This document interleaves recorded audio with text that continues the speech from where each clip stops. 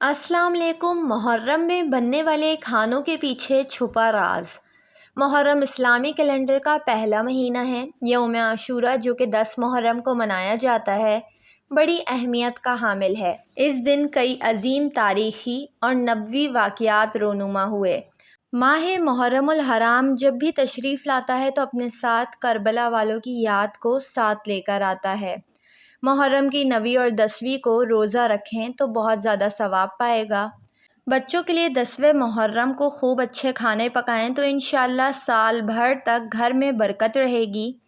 10 محرم الحرام کو غسل کریں تو تمام سال انشاءاللہ بیماریوں سے امن میں رہے گا، کیونکہ اس دن آب زمزم تمام پائپوں میں پہنچتا ہے۔ یہ وہ دن ہے جب نبی موسیٰ علیہ السلام اور ان کی قوم فرعون سے ایک ہی وقت میں بچ نکلی تھی۔ یہ وہ دن بھی ہے جب کربلا میں نبی کریم صلی اللہ علیہ وآلہ وسلم کے نواسے امام حسین رضی اللہ تعالیٰ عنہ کو شہید کیا گیا تھا۔ کچھ اور بھی اہم واقعات رونما ہوئے۔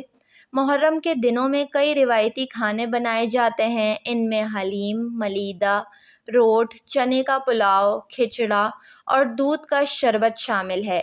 ان میں سے ہر ایک پکوان ٹھوس اسلامی اہمیت کے حامل ہونے کے بجائے ثقافتی روایت سے جڑا ہوا ہے۔ اس بات کو کوئی ثبوت نہیں کہ یہ سنت کے مطابق بنائے گئے کھانے ہیں۔ سب سے پہلے نمبر پر آتا ہے کھچڑا اور حلیم۔ 10 محرم وہ دن ہے جس دن نبی نوح علیہ السلام 40 دنوں کی بارش اور سیلاب کے بعد پہاڑ پر آرام کرنے کے لیے آئے تھے، جسے اب ترکی کہا جاتا ہے۔ اس وقت آس پاس کی تمام دالیں پائیں، ان کو جمع کیا اور فاتحہ شکر یعنی شکریہ کے طور پر پڑھایا۔ آج ہم یاد میں عاشورے کے دن کھچڑا یا حلیم بناتے ہیں۔ محرم میں لوگ حلیم مذہبی رسم سمجھ کر پکاتے ہیں، لیکن ایسا کرنا جائز نہیں، کیونکہ اسلام میں کھانے پینے کا تصور ایسا نہیں ہے جیسا ہمارے معاشرے میں بنا دیا ہے۔ آپ صلی اللہ علیہ وآلہ وسلم کھانے میں بہت ہی زیادہ قناعت سے کام لیتے۔ آپ نے فرمایا، بدترین برتن بھرنے کے لحاظ سے انسان کا معدہ ہے۔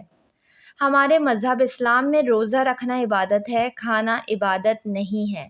اور حلیم تو غذائی اعتبار سے بہت ہی زیادہ بھاری بھرکم غذا ہے۔ اس کو بنانے میں بھی بہت زیادہ وقت لگتا ہے اور محنت الگ۔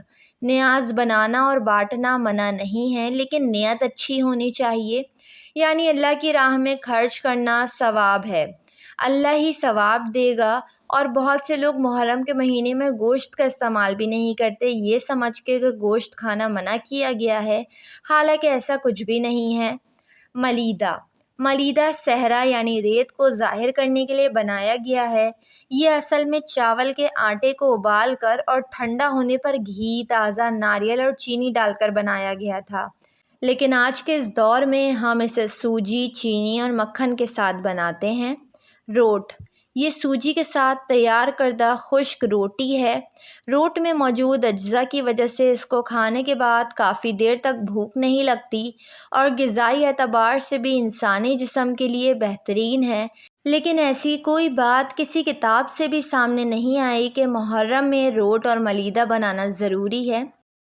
دودھ کا شربت، جو دودھ، لال شربت اور پانی سے تیار کیا جاتا ہے، جو شہدائے کربلا کی پیاس کو ظاہر کرنے کے لیے بنایا جاتا ہے جب پانی نہیں تھا۔ یہ بھی ذہن نشین رہے کہ محرم جشن اور تہواروں کے نہیں بلکہ یاد رکھنے کے دن ہے۔ اس دن زیادہ سے زیادہ کھانا بنانے سے توجہ ہٹا کر عبادت اور روزہ کرنے پر توجہ ڈالیں۔ ویڈیو کو لائک اور چینل کو ضرور سبسکرائب کر لیں۔